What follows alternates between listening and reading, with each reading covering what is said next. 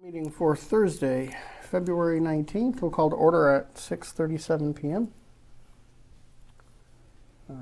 First item is discussion regarding Information Technology Department staffing. So I will recuse myself at 6:37.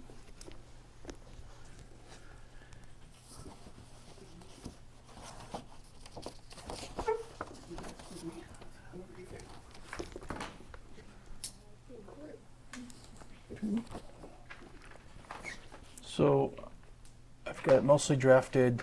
I have a draft job description to send to the two of you for review.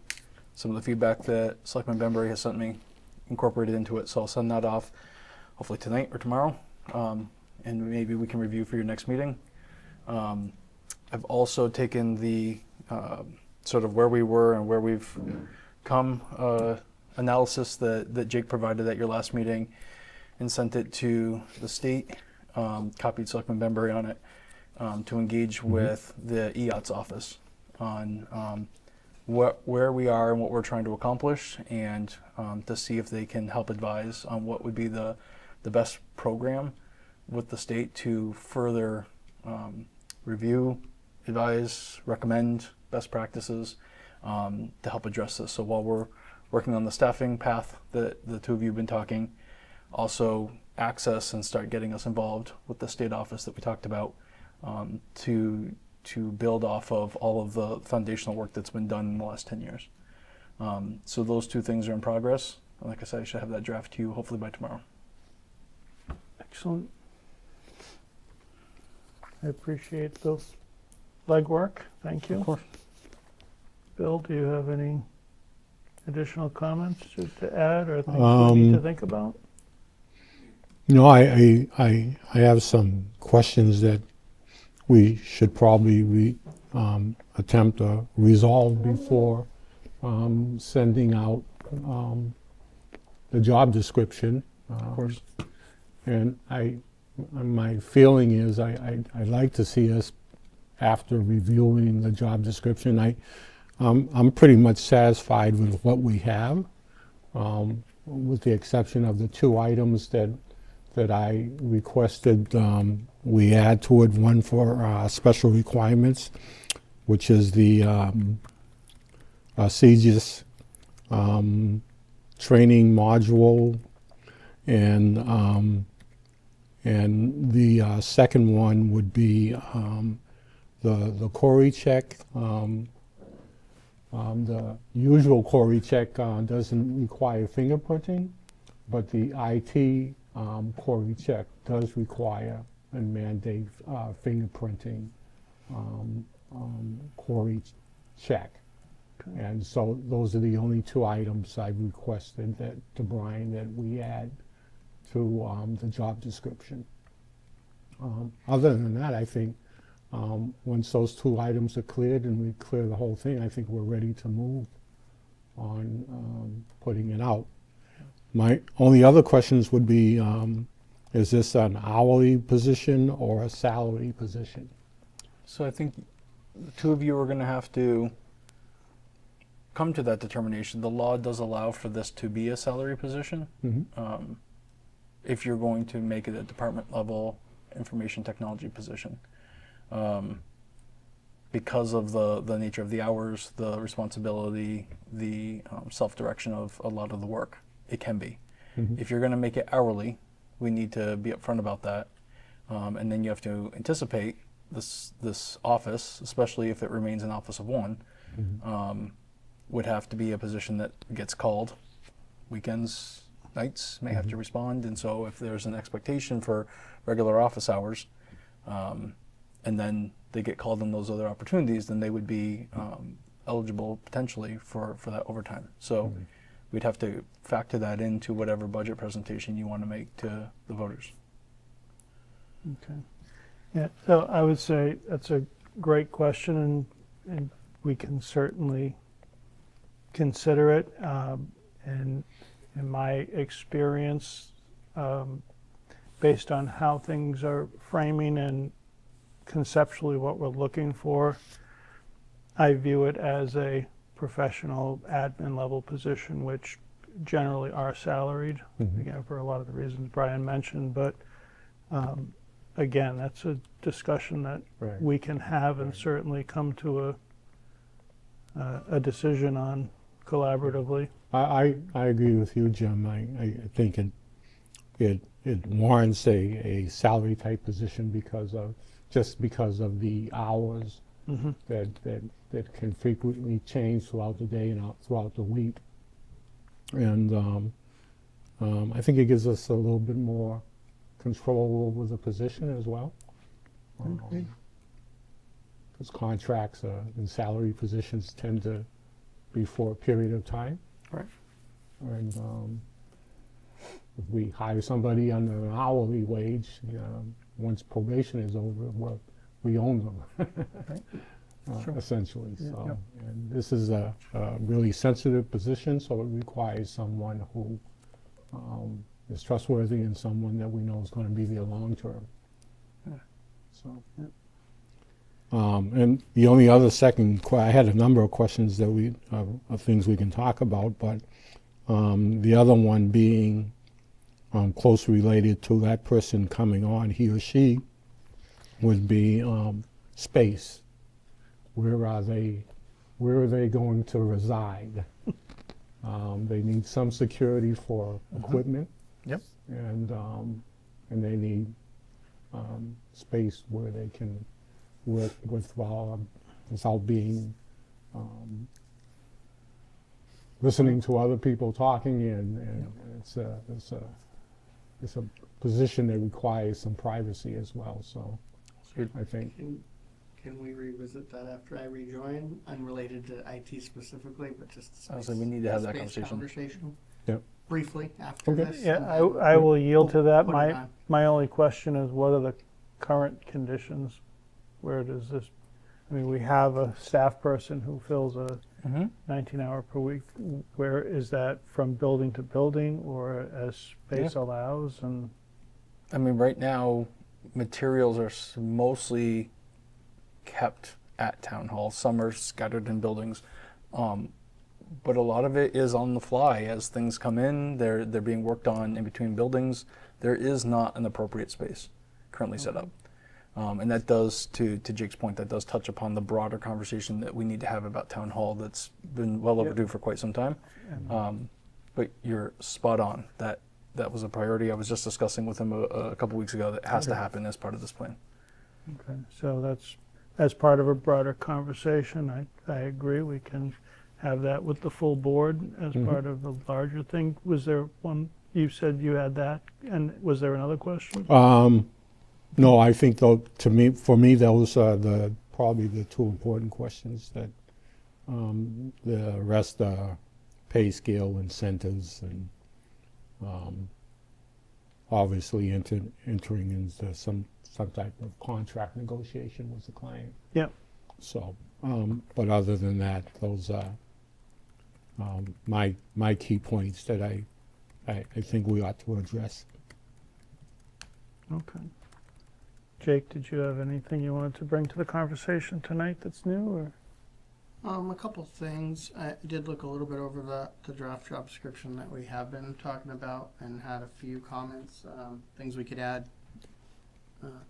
On the Siege's part, I don't know if you gave Brian the specific certification required or not, but I do have that if you don't. Yep. It's security and privacy privilege role. And you are fingerprinted. You may not know this, but to get that, you also have to be fingerprinted. So, Right. so whether we just make that clear on the job description, but it is Yes. part of being able to be CJIS certified too, so the training. So, but that is the new level that they've changed how they did their levels. So that's the one for IT now. That is not an sworn officer. So, I know we talked a little bit about other certifications and such. There is some out there around cybersecurity, and I know that's an important area. A lot of those require extensive training and experience specific to that field for a period of time, and I don't know necessarily if, because of the breadth of what you're proposing, that you are going to get someone who has that much special training and knowledge to have something like a CISSM or something like that, where they have, I think it requires 5 years of security, that is your full-time job plus the training to get that certification. So not that they may not have it, but you may want to, I think we should call out something personally with cybersecurity and the importance of it and understanding risk management. There are some other, more basic things that may not be as formalized as some of those certifications that will allow them to measure that risk and at least have a good awareness. Yeah. But it may not be as hands-on technical as some of the certifications require. And so, thank you for that. My thought is when we engage with the state and solicit feedback from them, we can ask them to give us some input and some feedback. They might have some valuable information and knowledge of how other similar-sized municipalities handle that element in their own. But Absolutely. I agree, and working with a staff of more than 10 who handle all of this in different size, but I do appreciate that. So, A few other comments on the job description that I had noticed. You're redrafting and rewriting it, so I think some of the grammatical stuff you probably already covered, Brian, but under confidentiality it said limited access to limited sensitive records or confidential records. I wouldn't put limited in front of that. It's Fair. the majority or anything digital, right, in a role like this. So I wouldn't put anything around limited, broad maybe, or extensive, but not limited. I would agree. Under accountability section, there is reference to errors in judgment, and middle of that sentence talks about loss or mismanagement of information. I would probably expand that or recommend expanding that to loss or mismanagement of potentially confidential or personally identifiable PII information, because some of it will be, and definitely that is a piece of the accountability and risk I think should be called out. Right.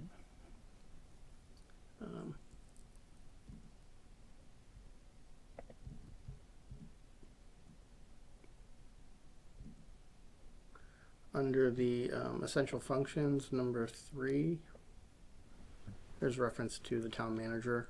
I would recommend changing it to town administrator and or select board if you're having this role reporting directly.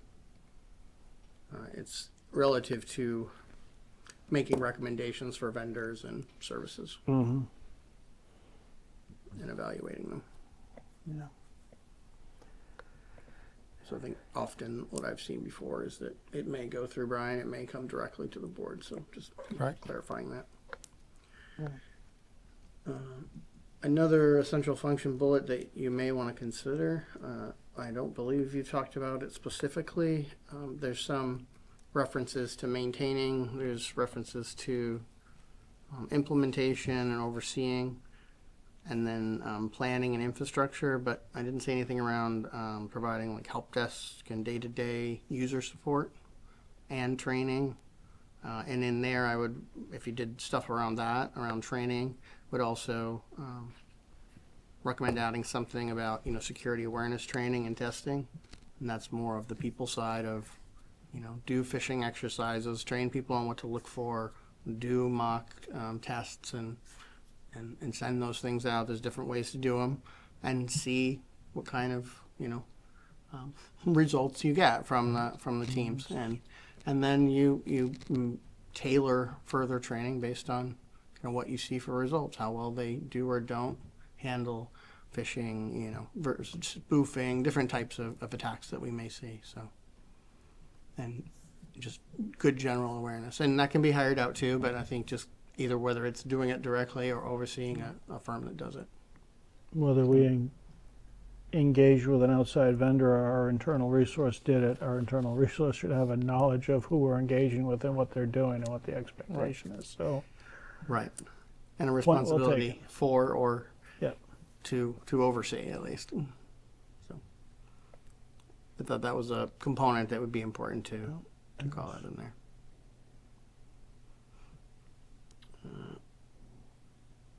If I can just add to that, the second part of that is to have this position be part of safety committee and work with the other department leads who work with our insurance company and other vendors to assess our risks, make plans for emergency response and recovery. And so, yes, it's important to do all that testing and do the day-to-day, but it's also being prepared for when a scenario happens, how we're going to recover and how we're going to engage the whole team to make sure we're ready to go. So while we've got that well documented in other departments, I think IT infrastructure is a place where this role would be critical in helping not only develop the plan, but also informing the staff about their role in that process.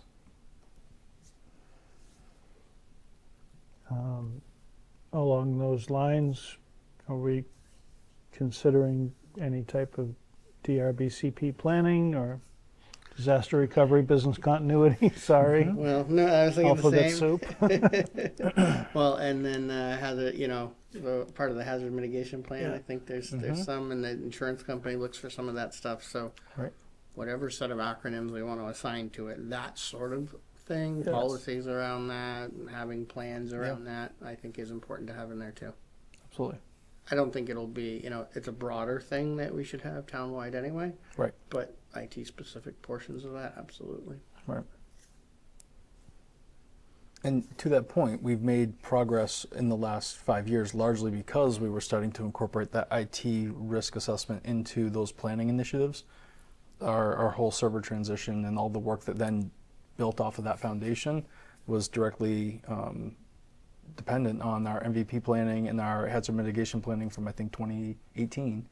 And then we launched that into a project that you all supported, the voters supported, and then we made those transitions in 2020, just coincided that we were finishing the project as the pandemic began. So we were able to build that from that platform to launch remote work and have security and all the other stuff in place ready to go when that moment arose. So it's taking it to the next Was a level. great test. We learned a lot. For remote work or for We learned a lot. Yes, all of it. All of it. we were lucky to be just barely poised to Right. really change our work styles. It would have been rewind 2 years earlier and it would have been Yep. very, very challenging Yep. in comparison. Yes. In my opinion.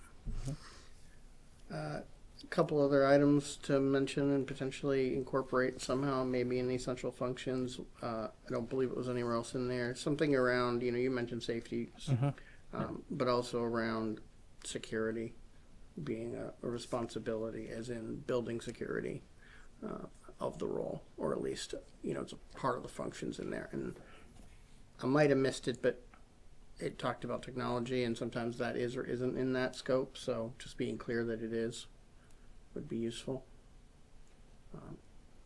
And I will just say, as a IT professional, I've seen a lot of times where printers and those sort of devices are something people kind of carve out as not hardware and software. So as our communications, phone systems and other things, and I saw the communications call out in there, so you may just want to add printers or print management into one of those bullets to be clear, because people have strong feelings about printers in the IT world. I would have a never little- thought that. Love-hate relationship around those things. So, beyond that, we talked about cybersecurity. Under special requirements, maybe we can find something or just reference experience with, security, assessment and risk management type language.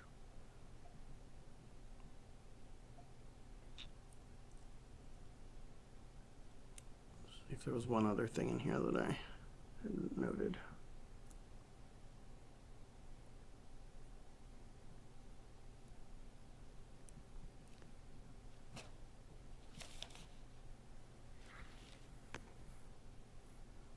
I think that was the majority of it.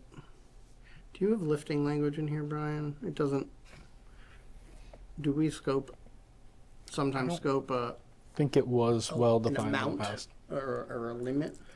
We have in our more up-to-date position descriptions, Okay. we've been working that in because previous versions did not detail that as well. And obviously, as we've dealt with workers' comp and other issues, being clear about that up front and having an employee when they're assessed for the position, when they go for their pre-employment, having that very clearly stated has been very important. So we can absolutely update that. Yeah, I would just recommend. 'Cause Did I not depending what include equipment it, you're moving around. or did I? I thought I did. It says required to lift heavy objects, but it doesn't specify, and We typically put an approximate weight I would think we might say up to or a 30, minimum 40, of 50 yeah, pounds or we've something done either. Yeah, to be clearer. about I what see that it is. now. Yep. Yep, I did not. I mean, you captured the concept, just not a limit. So Okay. at least, run through a couple of times. Those are the things that I noted, maybe of interest to make modifications to. You had mentioned about salary, and then I heard contract. Is it a contract eligible position or just a salary eligible position? I know it's I'm salary. curious. I know it is salary eligible Okay. for FLSA purposes. Sure. The question is whether or not there's a legal contract allowance, and so I need to double check that piece. What does that mean? So there's certain positions just from the federal government standpoint under the Fair Labor Standards Act that have to be hourly because of the nature of their work and the work requirements to pay overtime for that type of work. Then there's certain positions that based on their work are FLSA exempt where they can be salary positions. And again, that's determined by doing the test for the type of work, the responsibilities, autonomy in work administration. And then on the state level, there's certain positions that have been called out by statute that legally a town can offer an employment agreement for. And those specific positions have that ability. We've had this conversation in the past with council. There's been communities that have tried to extend employment agreements for positions not specifically called out. And the guidance that I've been given is that the Department of Revenue has rendered an opinion that they will treat that as if it was a salary offer for 1 year. And they won't recognize it for, say, a 3-year term. If that was the term of the agreement, it won't be recognized for the next 2 years. So I just need to drill down on whether or not that is a position carved out in statute. Okay. So But from an FLSA, salary's okay. Correct. That's for sure. yes, But the contract piece, just knowing that, correct. is very limited in statute for a town. Yeah, there's a handful of the positions that are called out.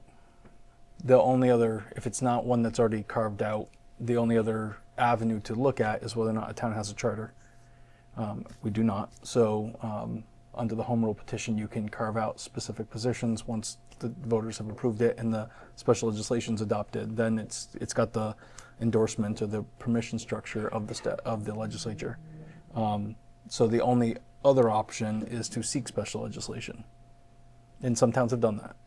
But that, as we've all experienced in the past, usually takes 2 years. So, Good. Thank you.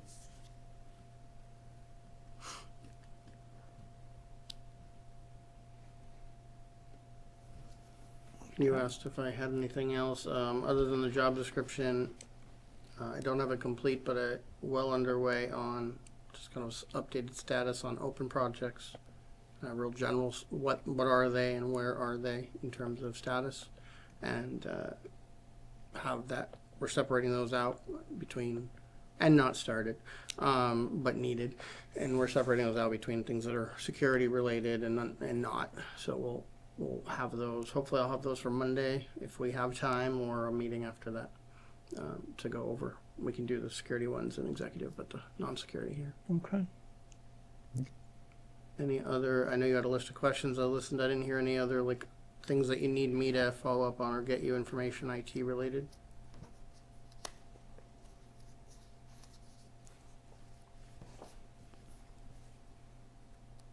I don't think so. I don't have any other questions to date. So, unless Jim has something.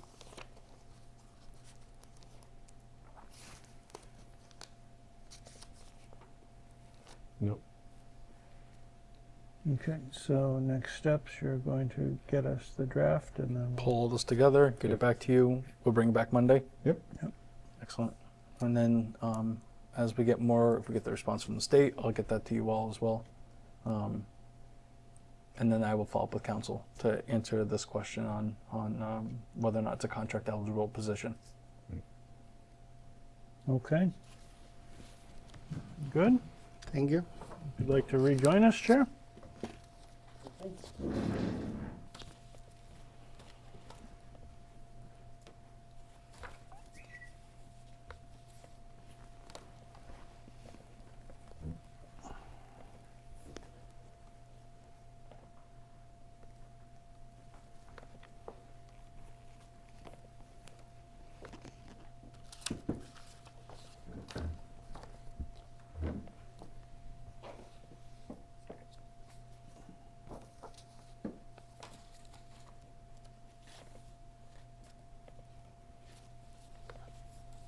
All right, I will rejoin at 7:03 p.m.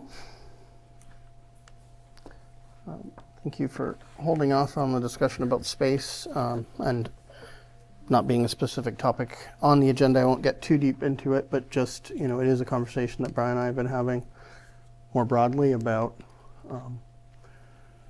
the variety of people across town. We know we have some challenges in other departments, but especially in town hall. As we're growing, as we're changing, as needs are changing, et cetera, having different workspace that has, as you mentioned, quiet, privacy, other things that help those different functions operate efficiently is becoming more and more necessary. And I think Brian and I agree that just moving around as is isn't working anymore, and we're outgrowing the footprint as it is. Not that we can't make changes there that will work, but right now it's not something that can just be done by moving desks around.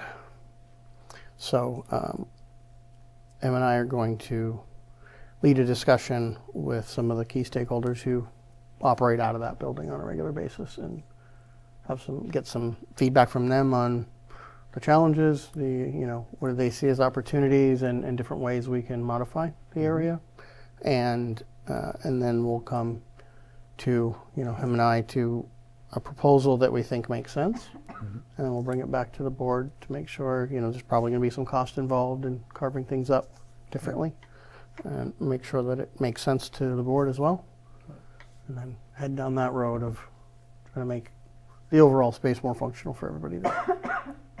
Okay. Timely. It's definitely a thing that's needed for all areas. So Yep. We've got about 4 or 5 offices that are sharing space right now or don't have dedicated space, and they're doing their best to make it work, and everybody's pitching in and giving each other the space when they need and moving somewhere else. But long term, this is not sustainable, and I think out of a professional courtesy, not only to the staff, but also to the people that they're working with while they're trying to conduct business and support them, and there's other conversations going on over them, and we need to find a solution that allows people to come in and conduct their business, and to the chairman's point, make that more efficient. And so knowing that we have larger spaces that are just sort of open and maybe not always dedicated for use, repurposing them in a meaningful way to their maximum efficiency makes a lot of sense. if it makes sense, we can try to provide you with some updates. I mean, we expect to try to do it quickly and efficiently because it needs to happen soon, but also give it the appropriate amount of time to have input and come up with a thoughtful plan that will hopefully last a while, because our town hall RFP is a ways off on whatever that may look like. So the other thing is one of the key items that we've already identified is a while back we had talked with the town clerk about where elections are held and ADA challenges and other things, and we have to look back and determine if we had made a decision that it would move from town hall and not be there anymore, or if it was we were considering it and didn't make a decision. Probably most any plan change there will render the space used for that no longer existent. So it will need to be changed. because some of the open space that's used for elections couple Right. times a year is probably going to become prime real estate to do anything to gain space and redistribute staff. So just something to be aware of will be on the horizon. Right. If we haven't made a decision to do something different already that we need to just implement Correct. fully.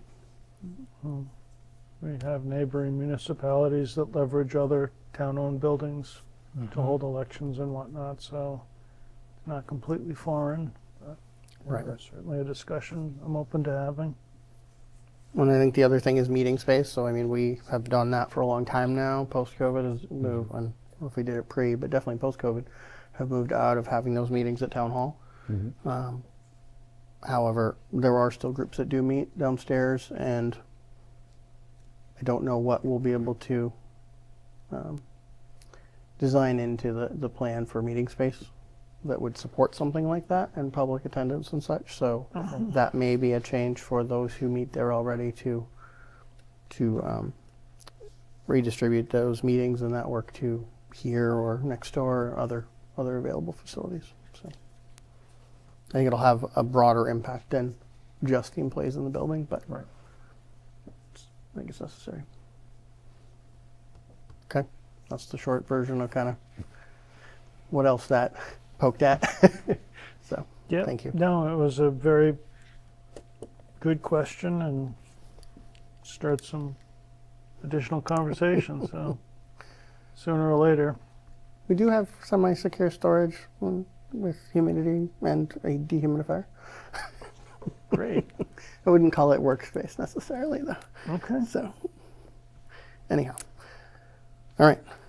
Good on that. We'll go on to review of surplus equipment request, Highway Department, F-350 truck 4.3. So on that topic, I think I mentioned at the last meeting that we were in conversations with the Solid Waste District to see if there would be interest. They have viewed the vehicle as it's very clearly discussed. We are planning to replace it because we have some concerns about maintenance that would be necessary to ensure that it's continued to be safe and can pass inspection. And so they've been working with Glenn to just determine what that scope of work looks like. And so they're reviewing those estimates right now. And I know they're trying to track down a few more quotes on parts that they would need to determine whether or not they could offer you something for the vehicle that would make sense. So I think for tonight, we're asking to pass over this topic. Okay. And then it sounds like they need about another week. So maybe, The March meeting would be good if that's available. so maybe we carry this to the March 2nd meeting, Okay. and we should have that final information back from the district. All right. We'll do that. Excellent. Review of the draft environmentally preferable purchasing policy. Third read. So hopefully it shows as red lines for you. Yep. But I was able to go in, put in some of the references that we had talked about adding at your first reading. So the intention was to provide some specific recommendations and or action points that the staff, department heads can follow while making these purchases. So that it wasn't just stating lofty goals and not giving them direction on how to accomplish this. So hopefully this doesn't feel too overwhelming, but provides a little guidance and feels reasonable.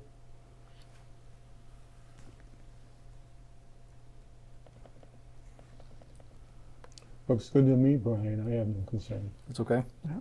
Okay.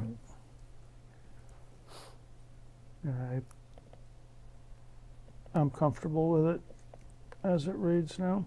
Okay. I only had a couple small things, but not, content changes necessarily. The Grammar?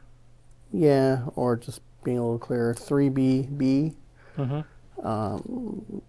I think it's purchase of supplies and equipment that are made from. Yep. And under CA, 3CA, Energy Star or Energy Star certified label, or don't know if label's not really the right word either, but it feels like there's a certification. Maybe it's supposed to be energy efficient products and equipment that are EPA Energy Star certified. Okay. It doesn't quite finish there for me Okay. because I'm not sure Energy Star certified. I think there are two different ratings, but I don't think that's what they're called. I will double check that. Okay.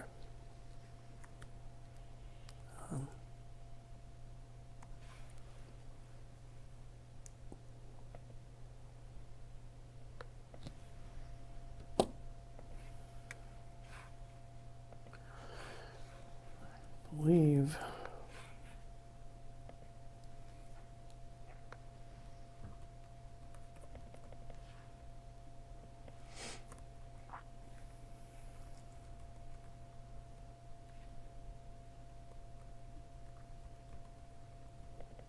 believe that was the only two that I had on there. Okay.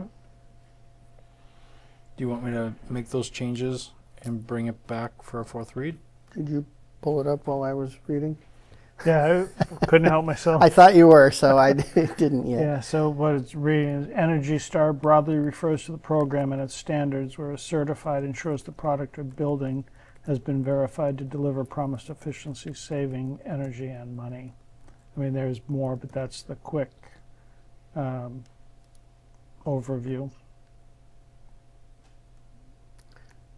So, Yeah, I think it's Energy Star certified is sufficient because it talks about, energy on EnergyStar.gov. They talk about energy efficient being certified, having the label. So I think that it probably we just just combine the chunk two it and really just call them that they are Energy Star certified.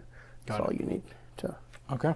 and that certification just indicates the building or product received a score of 75 or higher on the EPA's 1 to 100 scale. So it's at least 75% of similar nationwide buildings. So it Perfect. just says it's in the top 25.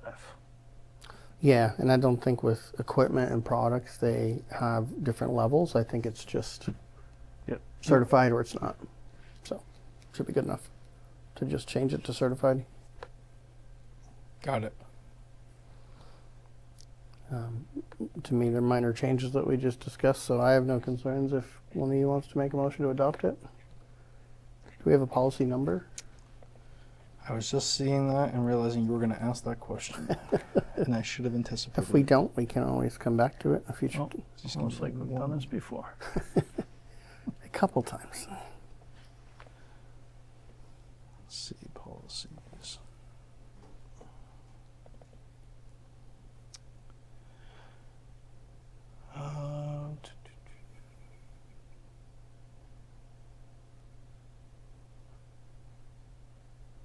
I think you could, just looking at our numbering scheme, I think you could assign it fin-020.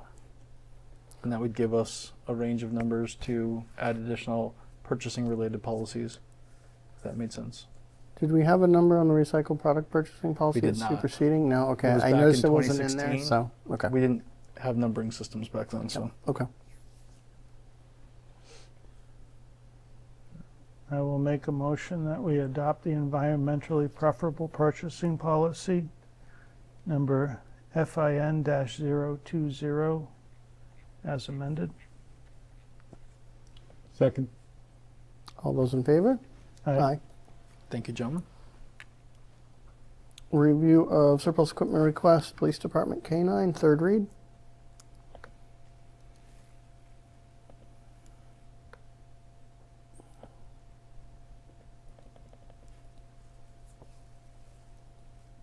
I have no concerns. I will make a motion to deem K-9 Officer Zever as surplus property from the police department, with ownership to be transferred to retired Officer Laura Gordon without restrictions on use or service, conditioned upon the town being released from all future liability and responsibility for the care of Ziva, and to authorize Jacob Smith, Select Board Chair, to serve as signatory on all necessary agreements. Second. All those in favor? Aye.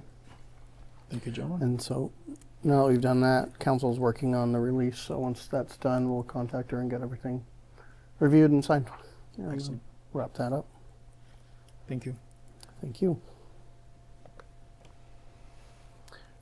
Review the museum committee standard procedures policy and donation form, third read.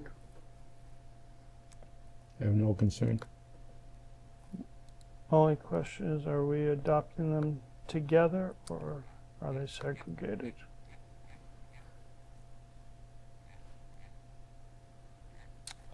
So, go ahead. I was gonna say the first one is a policy that they have adopted or developed as it relates to the Pearl Bee Care building operation, and specifically to Selectman Benbury's inquiry, how people interact with the facility when it's not open to the public.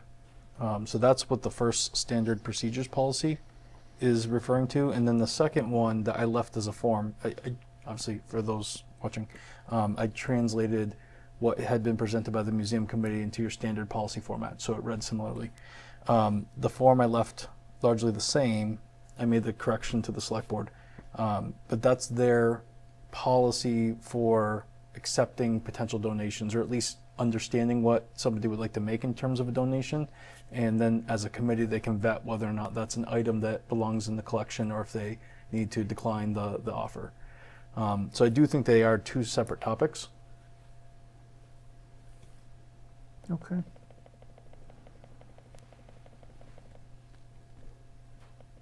And to the inquiry that you made, Selectman Benbury, under section 3 and bullet A, I tried to clarify that it was specifically outside of the hours that the museum committee has the building open to members of the public, that those requirements were going to be in place. Okay.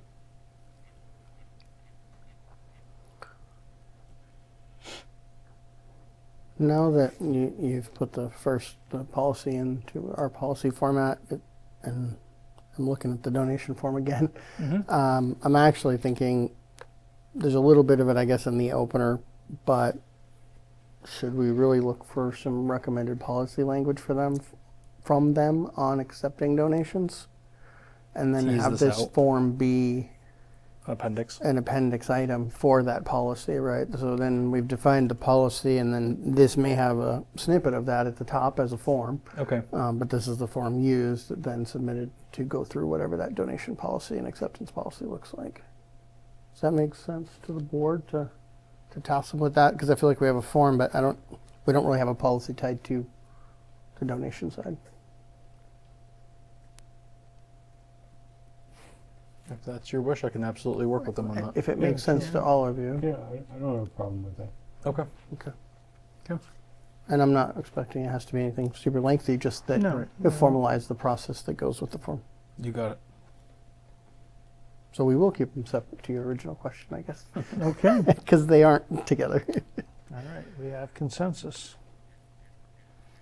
On the standard procedures policy, any concerns, questions? Ready to adopt? I'm ready to adopt as soon as Brian anticipated asking for the number. Now, so we don't have a numbering system for the museum committee. So I gave the designation of PBC for the Pearl Bee Care building. I don't know if that makes sense, or if you want it to be museum committee. I was struck with that same question, so I put something there so we could have that conversation. Well, I don't believe they have any policy and procedures. This is the first, right? This is the first, so this can be 001. Yeah, that's what it says, 001. Funny, I was going to say 010. I always leave room for something better. Yeah, No, I was gonna it's say bigger, better, 010, different. but- It's silly. No. That's true. They To your question about PBC or museum committee or something else, I mean, we only have one right now, but who knows? Fair. So I don't have a strong feeling either way, but I wouldn't necessarily tie it to the single building and rather to a museum committee. Okay. But MC. Sure. sure. Works for me. MC MC 001. 001. That works.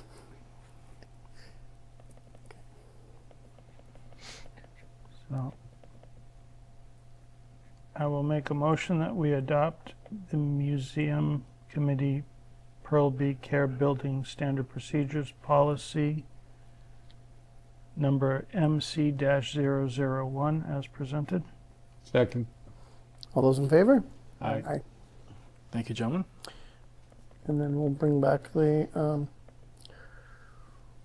what I'd recommend we do is we'll just table a donation form. Yep. And then we can restart with a donation policy that has the form as an appendix and do our 3 reads from there, or more.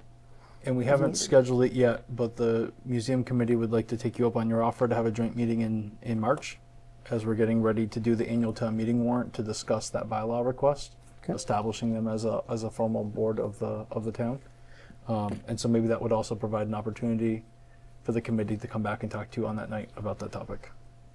Absolutely. So- And if they need more time, obviously we're asking for it. It doesn't have to be for next meeting or next 2 meetings. Of course. Excellent. Okay.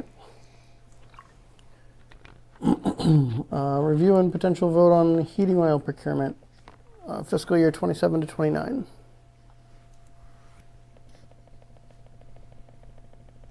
So at the end of our 3-year contract, we worked with the Lower Pioneer Valley Educational Collaborative again.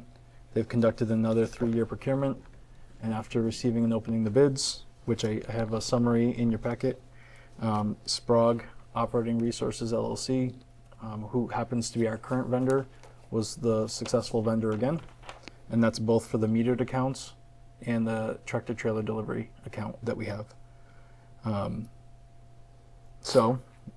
Assuming there's no concerns from the board, the recommendation I have would be that you would vote to engage Sprague for the services for fiscal year 2027, excuse me. It is a 3-year procurement, so you issue it in 1-year increments, and then annually I bring it back to you, and unless we have a concern, our recommendation is usually to extend it for the 2nd and 3rd subsequent years. Okay. We had issues with. Oh, sorry. Me Go too. ahead. No, that With, was, you asked it, finish it. Sprague in the last 3 years. This year, we have this heating season, unless Glenn's aware of something I'm not. This year, I have not had as many issues. Last year, we did experience some issues. We had, I think, a tank or 2 that didn't get filled on the cycle. I think they were using a weather prediction modeling software about when the autofill was necessary, and there was something off about their projections, and so tanks ran out. We had cold buildings. But we haven't had that problem this year. What was their response to their miscalculations? Not satisfactory. I mean, we worked through it, and by the end of the heating season, that was the start of the heating season. By the end of the heating season, things were fine. So it was really the fall of 24 that we experienced some challenges. We were very quick to contact, there's a contract administrator for Sprague, and our contract administrator through Lower Pioneer Valley to make them aware of what occurred, what needed to happen, and however they worked that out internally, we did not have that problem going forward. Okay. So to that point, they've been responsive. Mitigating, as it sounds like we ran out. Mitigating that, was the response quick? Because obviously there was the bigger problem of it happening, but I think in we the had them moment? out that day. Okay, Yeah. all right, Yeah. good. So didn't Okay, mean there wasn't an inconvenience, didn't mean there wasn't an issue. of course. Fortunately, it occurred during the week, so staff notified Glenn the second it was brought to our attention, and we could rectify it during the day. Had that been over the weekend or during a cold snap, that could have been quite different. So I would assume the contract and liability and insurance they carry would be responsible as well, right? And Yes. it's sufficient. right, because Not we're that on we that auto, want anything to happen, but all of our facilities should are it? on auto delivery for the metered. The tractor trailer we have to call, so Okay. we monitor that. So Okay. That was my only question. Yep. No, I have no other questions. Bill, you are good on that? I am good on that. All right. I will make a motion to award the procurement of number 2 heating oil to Sprague Operating Resources LLC of Portsmouth, New Hampshire for fiscal year 2027, beginning July 1, 2026, and ending June 30, 2027, and to authorize Brian Smith, Town Administrator, to execute all necessary agreements. Second. All those in favor? Aye. Aye. Thank you.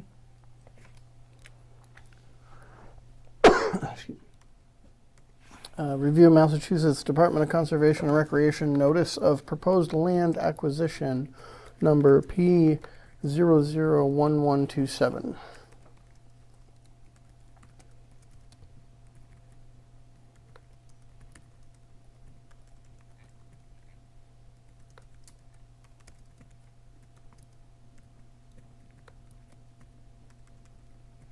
And this is approximately 33 acres of land that is undeveloped woodland. They want to acquire and protect for open space, for outdoor public rec, and natural resource protection, and incorporate it into the Erving State Forest. Yes.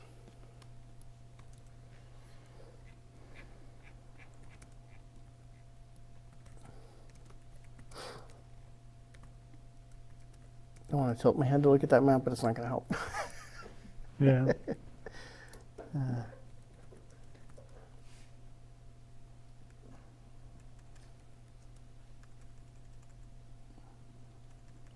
So one of the questions I had, is this currently town-owned land? No, this is privately owned land. And the private owners are amenable to this plan, or this is? My awareness of this topic is that this family has been looking to make this portion of their family land permanently protected. I know that they had early conversations with the Conservation Commission to express that interest and look for guidance on how to proceed. I know they looked into a couple different options, which included local land trusts that have worked in the town in the past. I didn't hear about this for quite some time, and now this has come forward, so it appears that they're in communication with DCR, and DCR, because they have adjacent land with the state forest, is interested in preserving this land. DCR apparently attempted to reach out back at the end of December, but they sent it to an email address that doesn't exist. So I'm glad that they were persistent and sent it again.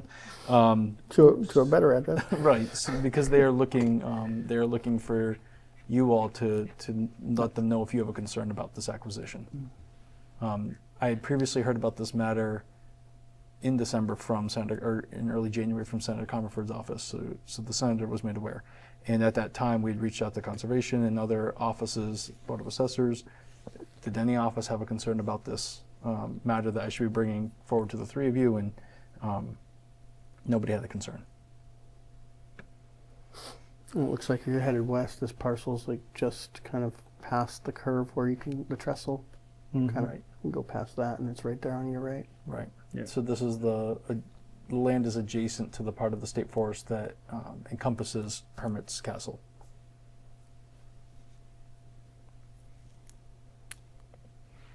I don't have any major concerns with it. Well, now that I have that additional information that is private property, I have no real concern except that I have concerns whenever I think we should have concerns whenever the state comes in and purchases more land and adds it to the state forest, because we get nothing out of it. Agreed. In return, and it's a resource that we will no longer be able to use for our purposes, and the resources are scarce. It's a legitimate concern. The So pilot formula, it's a current topic for what the state pays for the state land that they occupy. It is very small in the comparison to the number of acres they have under permanent protection and what they pay you for in town. So you're right, by expanding their footprint, that means there's less privately owned land available for the citizens to use or for anybody else to use. Right. It does become permanently protected, which again is clearly the intention of the landowners in this transaction that they're pursuing. But it does come with that forever restriction in terms of tax revenue or any other future uses. It will be forever restricted and very limited.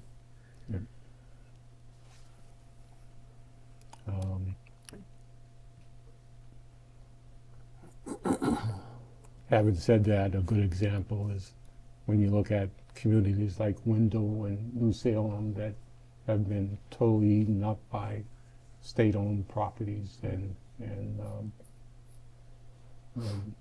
nothing more left for the community and for the town to grow. So that's my only concern, and I think we, as a board, we need to, wherever possible, be diligent in understanding that process, that the state, that we're involved enough to the point where we can either, where it's a benefit for the town to have, that we have the resources to at least have a right of first refusal in some areas. Agreed. Before watching our land disappear. So, having said that, I have no other issues with the plan.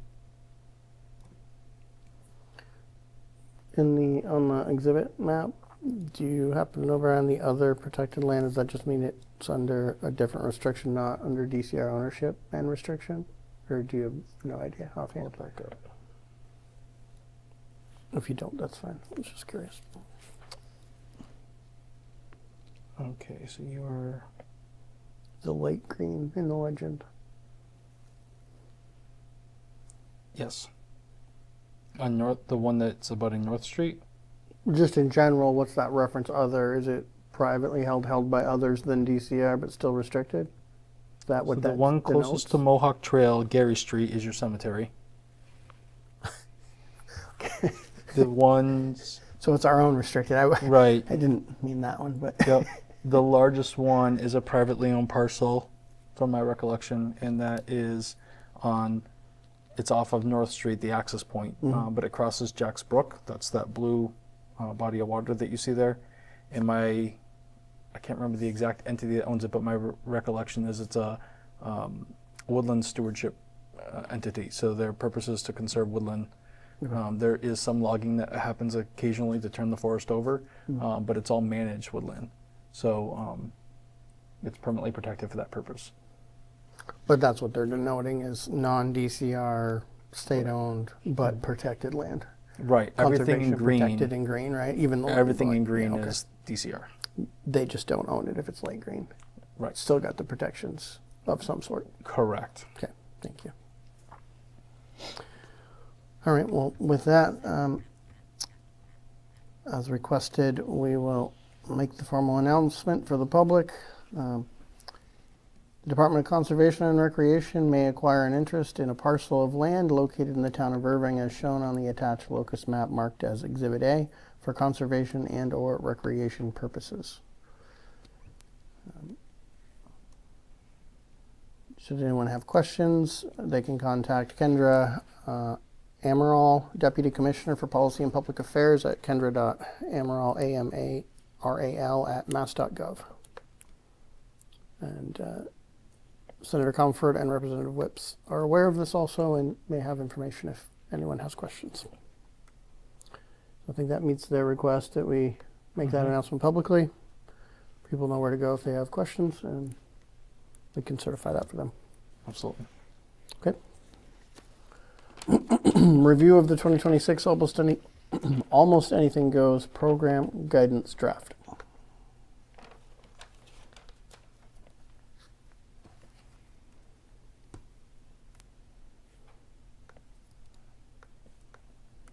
Are you all ready? To review it? No, to have anything goes.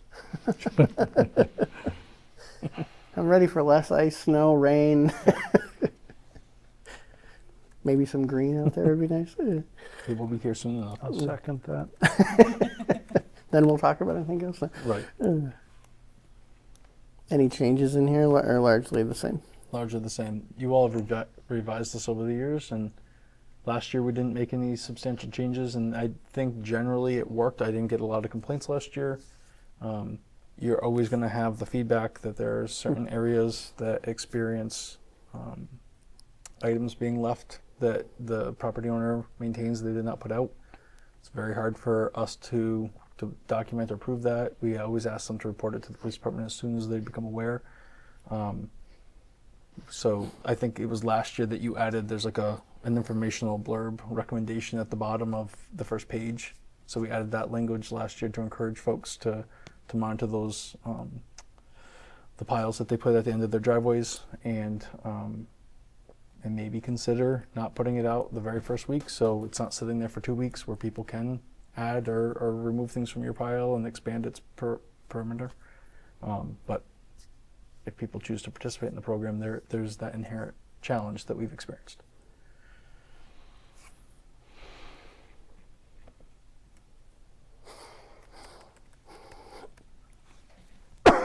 Questions, concerns, or anything? No. That we want to see changed. Yep. No, I'm comfortable with it as is. Okay. As long as people follow the rules. So if you're okay with it, we'll start getting that information out to the residents. Get ready for April. Sounds good. Okay. Thank you. Discussion regarding curbside collection of solid waste procurement. So a lot of our contracts are up this year.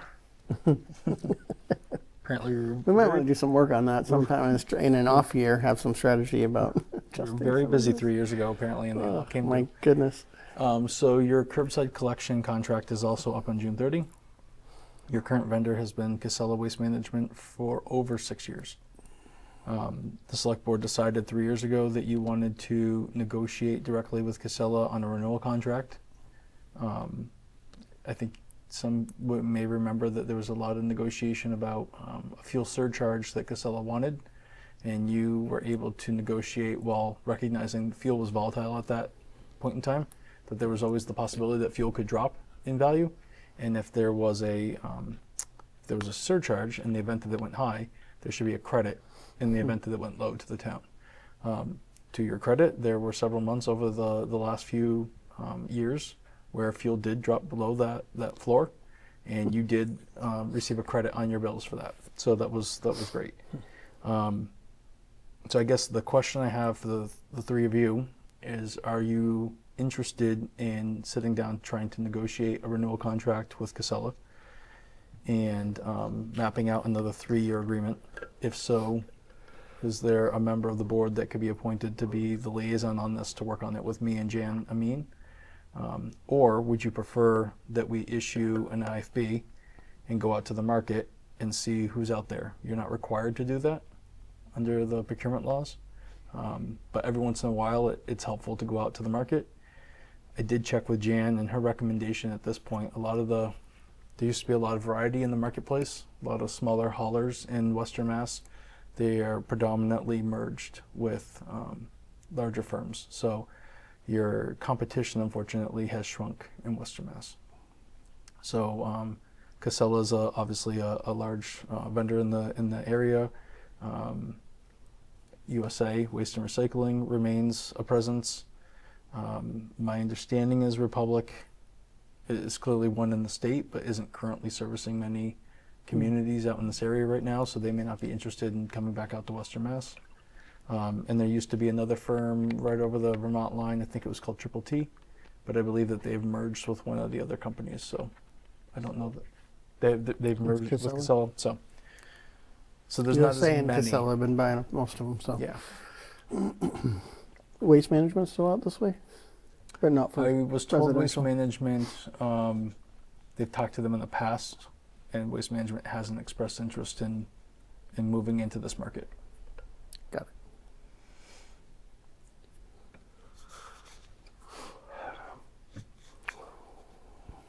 What say you, gentlemen? So, I have no problems with Casella, so I think we should work to negotiate a contract with them. Okay. Yeah, my experience as a resident has been what would be expected. I know they've had some variations with holidays and storms and other things, but have been responsive, and I haven't heard much in the way of complaints from constituents about this issue, so I am in agreement with it. As far as like timing of when these negotiations are, I will just say I will have negative free time in the foreseeable future, so I would not be a good candidate for Understood. those negotiations. So to that, I'm going to add that in the second paragraph, it says that the select board identify a representative, and that I've had a formal request from Abigail Baines, the director of the library, who wants to assist in any projects that our town administrative coordinator, Brian Smith, is engaged in, and to help lessen his workload. I think she'd be an excellent candidate to work on that project. Barring that she's changed her mind, which I don't believe she has and would, I would be willing to, as an alternative to finding a representative, act in that capacity. So I agree. I spoke with her recently. I think that would still be true. On what you're proposing, are you proposing that she takes the lead on the negotiations with you as the board member, and then Brian would be like back end support on it instead of him leading it? Or I'm just trying to make sure I Right, follow what you're saying. Right. Well, her request was to work with Brian, not to work with me. Brian has Understood. much more knowledge on the project than I do. I mean, I've Right. been only signatory and signing off on it over the years, so I don't have much knowledge about the ins and outs of the program, but am willing to learn. So I'd be happy to work with Brian if she doesn't want to do it. Okay. Yeah. I was just trying to be clear whether it was trying to relieve Brian of doing it or No, relieve a board no, member of doing she- it, or a little bit of both. Yeah, I it's a think. little bit of both. Yep, Yeah, that's fine. I get it. I appreciate the willingness, and I mean, no disrespect, but if we're engaging in a 3-year contract, I think we should ease into it and rather than have somebody jump. So if could assist Brian and Bill with it, I have no objections to that, but I don't either. I However, don't- makes the most sense to divvy it up. Based on your Okay. expertise and speaking with both of them, whoever can assist the best with whatever is needed, I think that makes sense. And I know I spoke with Brian. There has been a handful of different issues that we've been aware of Yes. in the last year or so that need to be addressed, and need to have a plan to mitigate better in the future. So those will be something that the team has to work with too. But I think outside of those, which I'm sure are very manageable, and the tipping costs that we had a lot of challenges with before we did stickers, which has Yes. disappeared without a Yes. cause ever really found. You remember that? Yes. It just kind of went down and went back where it should be for no apparent reason. That's the big one that I knew of way back, but we haven't had anything like that in a while. So We don't had several issues last year that seems to have worked out in yeah, the, but in the most recent year. We've had a couple service issues that, Right. that the chairman's noting, largely tied to either weather-related issues or illness, or collections being missed, and then when we go back and review, there's no GPS systems in place, so we can go back and ask them, give us the data on this stop, and was there something observed? How was it missed? So we have more accountability with our vendor now than we ever had before. So I think those are some of the things that we want to address. In the past, yes, we were having scale issues and things that weren't being dumped on the right days, and we always have our trusty colleague in Jen Amin to help monitor that with us. But we haven't had those issues as of late. It does seem that once we address that issue, it seems to have an internal control in place that has addressed it. So Yeah, I will say that, kudos to them, the technology that they're adding to manage their routes and such. And, Brian has said they can provide the, timestamp and photo of just every house when they went there. And so the whole, like, my trash was there, they didn't pick it up. Well, sometimes there's a photo, it wasn't there at 7:15 like it was supposed to be, or whatever, I'm making that up. But, the data is there, and it's helpful for the town, too, that we're not doing that in the middle game of, trying to decipher where there's a problem or not. And so they're doing some investments that help everyone, too. right. Can't complain about that. And I know truck breakdowns were a problem, and they have new equipment, and a lot of those things have gone away over the years. So Right. I have no concerns with it. I'll just say, Bill, thank you for stepping forward. No, you're welcome.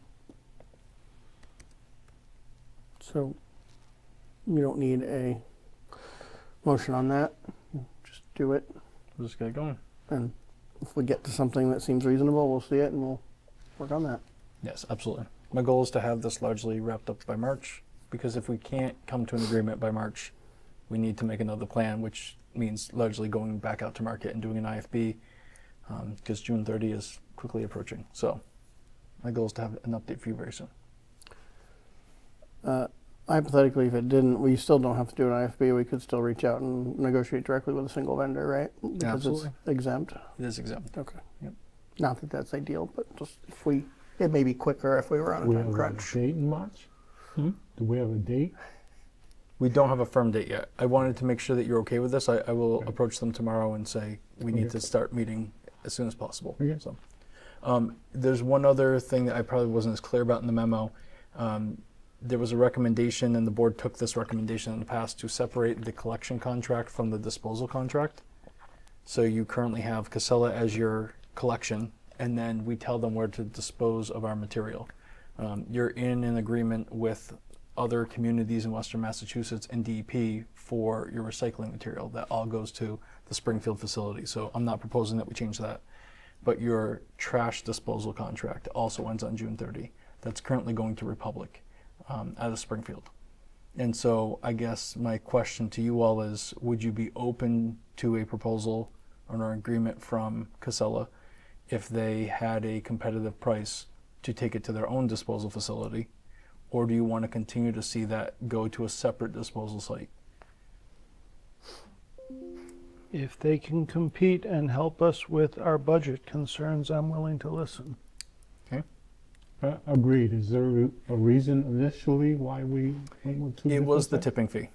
There was a significant difference in costs. I didn't recall. We were originally part of a partnership called Community Eco Power, and they unfortunately had a financial hit that ended in bankruptcy. And so as their assets and sites were being sold off, the site where our material was going was sold. Can't remember if you would say about that one.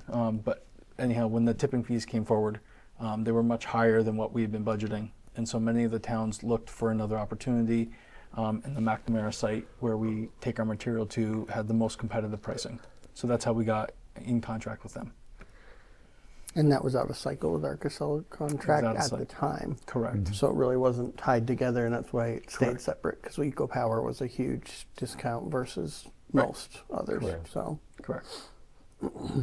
I agree with you, Jim. And Bill, I don't have any concerns either, with the caveat that overall combined should be more advantageous than if we were Okay. doing them separately, and a clause that if there's concerns about weights, that we can force independent ways or something, because that's one of the things that came out of having them separate. Was having some ways to mitigate that. So just having some language to mitigate any concerns should something suddenly go different. Okay. But other than that, not that I assume they will, but Got it. once you've experienced it once. Exactly. Okay. So I'll follow up with Selectman Bembury. I'll thank Abby for her offer to help. And we'll talk about next steps.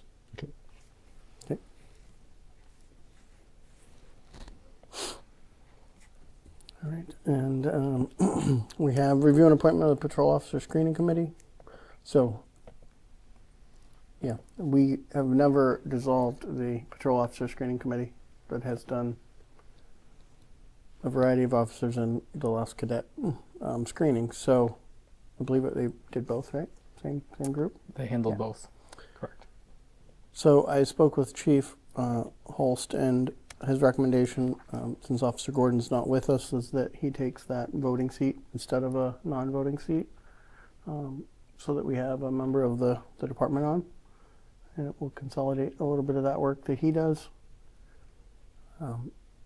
Brian, were you able to reach out to the 3 other members and confirm that they were willing to continue doing I've this? I had email correspondence with all 3. Well, not Did myself. Did you email I did yourself not and email check? myself, no. I've heard from the other 2 members, and they have agreed to continue to serve. And yourself? And I'm willing to continue to serve. Okay. Yeah. So, as long as the board was okay with that recommendation, the only thing would be just confirming if you want to continue. Jim, you're on it, I believe, currently. Yep. And if you're okay continuing and no concerns, then it I would have no just be concern. appointing, reappointing Chief Holst as a voting member. No concerns? No concern. No concerns. I'll make a motion that we appoint Chief Robert Holst as voting member in the vacant seat of the Patrol Officer Screening Committee and discontinue the ex officio seat. Second. All those in favor? Aye. Aye.